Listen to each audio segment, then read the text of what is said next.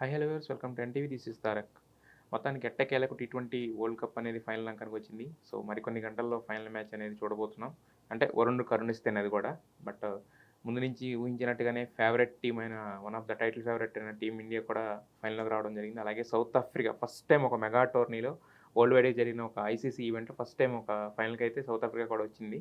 So ఇది వాళ్ళకి నిజంగానే చాలా ఇప్పటికే చాలా గెలిచినట్టు ఫీల్ అవుతున్నారు అనమాట వాళ్ళు. అంటే this is the biggest happy moment for them. So మొత్తానికి మరి ఈ మ్యాచ్ అయితే మాత్రం హోరాహోరీగా జరుగుతుంది. ఏమాత్రం మ్యాచ్ జరిగే అవకాశం ఉన్నా కూడా. సో మరి ఈ మ్యాచ్ గురించి మరిన్ని ఇంట్రెస్టింగ్ విషయాలు మనతో డిస్కస్ చేయడానికి సౌమ్య గారు ఉన్నారు, ఎక్స్ క్రికెటర్. ఆమెతో మాట్లాడదాం. హలో సౌమ్య గారు. హాయ్. నిన్న మీరు చెప్పినట్టే జరిగింది సెమీఫైనల్లో కూడా. మొత్తానికి స్పిన్నర్లు అయితే దుమ్ము దులిపేశారు. అక్షర్ పటేల్ 3, కుల్దీప్ యాదవ్ 3, బుమ్రా 2 రన్అట్లు. ఆ 2 రన్అట్లు కూడా మళ్ళీ అవుట్ స్పిన్నర్ బౌలింగ్లో అయింది కదా. సో మరికొన్ని గంటల్లో మీరు అన్నట్టే రైన్ ఫోర్కాస్ట్ ఒకవేళ తప్పు అయ్యి ఒకవేళ మళ్ళీ ఆడే అవకాశం ఉంటే కనుక మరికొన్ని గంటల్లో అద్భుతమైన ఒక ఫైనల్ చూడబోతున్నాం. సో ఎలా అనిపిస్తుంది మీకు? ఇండియా ఫైనల్కి వచ్చింది పైగా. ఇది చాలా గ్రేట్ గుడ్ మూమెంట్ అని చెప్పాలి. ఎందుకంటే this is going to be a very good game. Good sides are playing, like very potential sides, balance sides are playing. We have been waiting for this moment since 2011. ఎందుకంటే India team 2011 తర్వాత a big tourney cup lift చేయలేదు ఇప్పటి వరకు. So this going to be a very good match అని కూడా చెప్పొచ్చు. Interesting historic match మీరు చెప్పినట్టు. ఎందుకంటే South Africa first time finals లో వచ్చింది and 2 unbeaten sides are playing this match. And మన రోహిత్ శర్మకు కూడా ఇది ఒక హిస్టారిక్ మ్యాచ్ అని కూడా చెప్పుకోవాలి. ఎందుకంటే ఇప్పటి వరకు రోహిత్ శర్మ క్యాప్టెన్సీలో 49 మ్యాచెస్ గెలిచారు. సో ఇది 50th మ్యాచ్. అంటే 50th మ్యాచ్ 100 మ్యాచ్ గెలవడం అనేది ఉంటుంది కానీ బట్ అదొక మెగా టోర్నీ లిఫ్ట్ చేస్తే మాత్రం అది నిజంగా ఇప్పటికే గుర్తుండిపోతుంది అనమాట యాక్చువల్గా. సో అయితే యాక్చువల్గా మనం ఇక్కడ చూసుకుంటే కనుక మేజర్ థ్రెట్ ఏంటంటే రెండు టీమ్స్కి కూడా వర్షం నుంచే ఉంది. కింగ్స్టన్ ఓవెల్లో బర్బడోస్లో మొత్తం ఒక రిజర్వ్ డే ఉన్నా కూడా ఆ డే కూడా ఫోర్కాస్ట్ చూపిస్తుంది. సో మరి అంటే ఇంత వర్షం కంటిన్యూగా పడుతూ ఉన్నాయి ఇలాంటి పిచ్ మీద. అంటే అక్కడ ఉన్న పిచ్ ఎలా బిహేవ్ చేస్తుంది? బౌలర్స్కి అనుకూలంగా ఉండొచ్చు, బ్యాట్స్మెన్స్కి అనుకూలంగా ఉండొచ్చు అనుకుంటున్నారు. యాక్చువల్లీ చూసుకుంటే ముందు గేమ్స్లో కూడా బార్బడోస్ అనేది బ్యాటింగ్ ట్రాక్ అని చెప్పుకోవచ్చు. ఇండియాకి కొంచెం ఆడిన అనుభవం ఉంది. ఇండియా వెస్ట్ ఆఫ్ఘనిస్తాన్ అక్కడే ఆడారు కాబట్టి. కానీ సౌత్ ఆఫ్రికా ఇప్పటి వరకు ఆడలేదు. But that shouldn't be a concern for a team who's into the finals. ఎందుకంటే వాళ్ళు ఇన్ని మ్యాచెస్ గెలిచి వచ్చారు కాబట్టి shouldn't be a concern. And వర్షం కాబట్టి కొంచెం బ్యాటింగ్ ట్రాక్ పైగా కొంచెం స్లోగా ఉంటుంది అవుట్ ఫీల్డ్. కొంచెం తడిసి ఉంది అండ్ మేబీ కొంచెం వికెట్ కూడా సాఫ్ట్ ఉండొచ్చేమో, చెప్పలేము.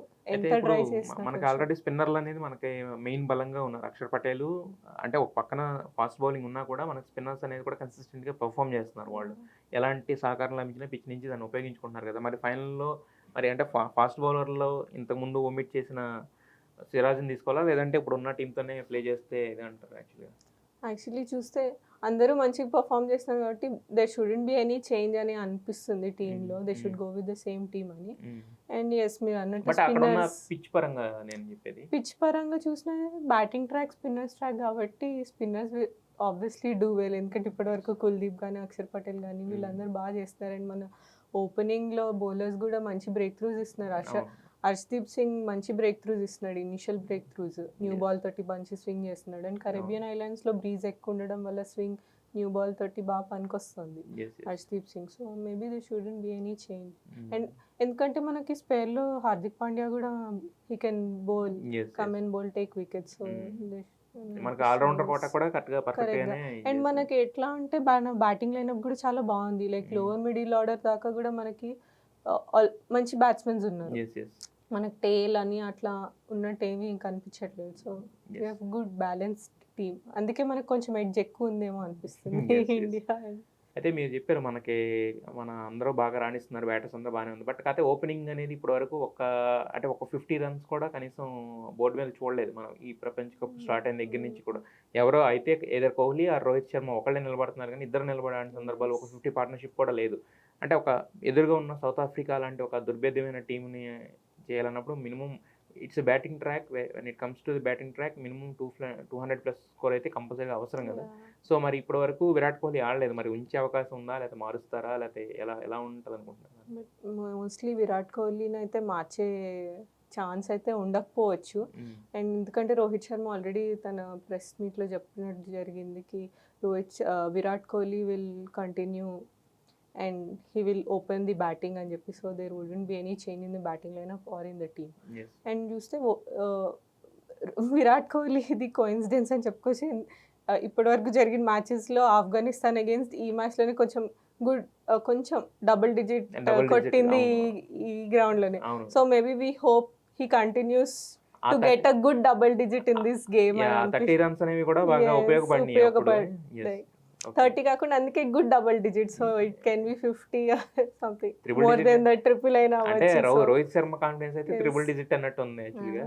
సో అది మీరు అన్నట్టు ప్రతి ప్లేయర్ కి ఆ రోజు అనేది కీలకం కాబట్టి. అండ్ విరాట్ కోహ్లీ ఏంటంటే మనం లాస్ట్ మ్యాచ్ లో కూడా చూసుకుంటే కొంచెం అగ్రెసివ్ గా ఆడడానికి ట్రై చేసి వికెట్ త్రో చేస్తున్నట్టు అనిపిస్తుంది. లైక్ లాస్ట్ మ్యాచ్ లో స్టెప్ అవుట్ అయి కొట్టడం, క్లీన్ బౌల్డ్ అవ్వడం అట్లా జరిగింది. So maybe he should give more chance to Rohit Sharma in the power play. And also Virat Kohli power ప్లేలో ఎక్కువ లేడు.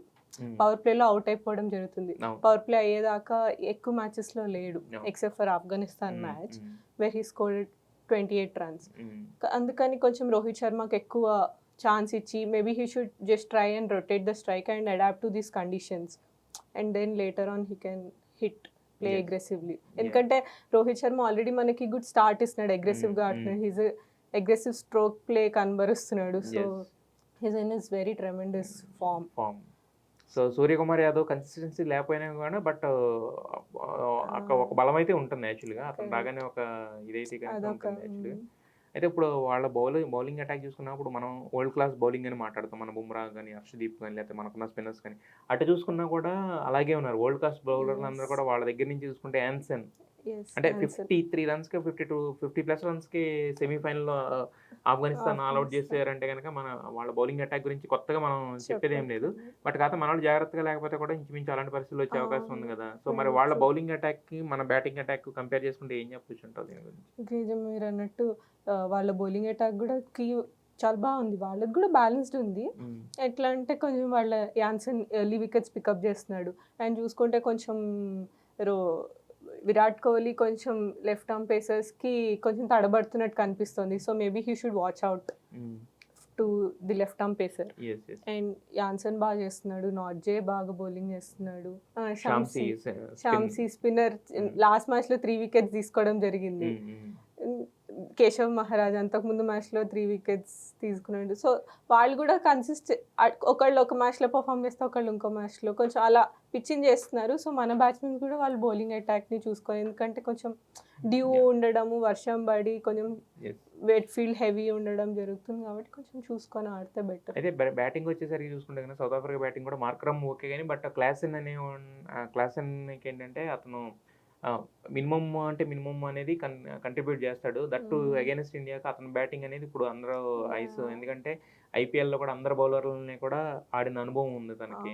సో మరి ఇప్పుడు క్లాసెన్కి స్పెషల్గా ఏమన్నా వ్యూహాలు పొందుతున్నారా? ఎంతవరకు పర్ఫెక్ట్గా ఇది అవుతాయి అంటారు? ఎందుకంటే వన్స్ అతను సెటిల్ అయ్యాడంటే మాత్రం ఎంత విధ్వంసంగా ఆడతారు చూసాం మనం. మ్యాచ్లనే గెలిపించేసాడు కదా. సో అదే మీరు అంటూ వన్ గుడ్ మ్యాచ్ ఆర్ ఒక 2-3 overs ఒక బౌలర్ మీద ఒక 2-3 oversలో సమ్ 30 runs అట్లా స్కోర్ చేస్తే those 2-3 overs can change a match completely. So ఎవరికైనా బ్యాట్స్మెన్ అయినా కానీ బౌలింగ్ టీమ్కైనా కానీ. సో మీరు అన్నట్టు Markram is playing well, Quinton de Kock is playing well. Last మ్యాచ్లో చూసుకుంటే డికాక్ ఏమో కొంచెం డీప్ స్క్వేర్ లెగ్లో షార్ట్ బాల్ అవుట్ అవుతున్నట్టుగా అనిపిస్తుంది. So maybe India team should watch out this strategy. Maybe ఇట్లా కొంచెం ఫీల్డ్ సెటప్ చేసుకొని ప్లే చేస్తే బాగానే ఉంటుంది. అయితే ఇప్పుడు ఉన్నది అక్కడ వెదర్ కండిషన్స్ వల్ల ఏంటంటే టాస్ అనేది చాలా కీ రోల్ పోషిస్తుంది. యాక్చువల్గా నిన్న రోహిత్ శర్మ అంటే సెమీస్ మ్యాచ్లో మేము టాస్ గెలిస్తే బ్యాటింగ్ ఎంచుకుంటామంటే ఇంగ్లాండ్ టాస్ గెలిచి కూడా మనకే బ్యాటింగ్ ఇచ్చారు. అది అడ్వాంటేజ్ అయింది చూసాం మనం క్లియర్గా. 70+ runsతో గెలవడం అనేది 60+ runsతో గెలవడం అనేది సెమీఫైనల్ వెరీ గుడ్ మార్జిన్. అది కూడా ఒక పెద్ద టీం మీద.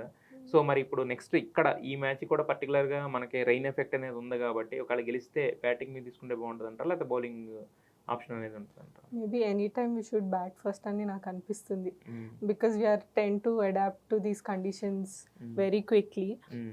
సో బ్యాటింగ్ చేస్తే బెటర్ ఏమో అనిపిస్తుంది. అండ్ బ్యాటింగ్ చేసి కొంచెం మంచి స్కోర్, మేబీ ఆ కండిషన్స్ని బట్టి 180 నిజంగానే గుడ్ స్కోర్ అని అనిపిస్తుంది. ఎందుకంటే obviously 180 is a very good score, and అది బోర్డ్ మీద ఉంటే బౌలర్స్కి కూడా కొంచెం కుషన్ దొరుకుతుంది, so that they can go all out and Pressure bowl. ఉండదు Pressure కొంచెం. ఉండదు కొంచెం, so they can go all out and bowl. Yes yes yeah, మరి అయితే కనుక రేపు మరి మ్యాచ్ కోసం అందరూ అయితే ఎదురు చూస్తున్నారు. ఒక వర్షం రాకుండా ఉంటే కనుక we can witness a good match, ఎందుకంటే బ్యాటింగ్ పిచ్ కూడా కాబట్టి. Yes. సో మరి ఓవరాల్గా విన్ ప్రెడిక్టబిలిటీ చూసుకుంటే కనుక 2 అన్బీటెన్ టీమ్స్ అయినా కూడా మరి ఇండియాకే అందరూ ఎక్కువ మంది అంటున్నారు.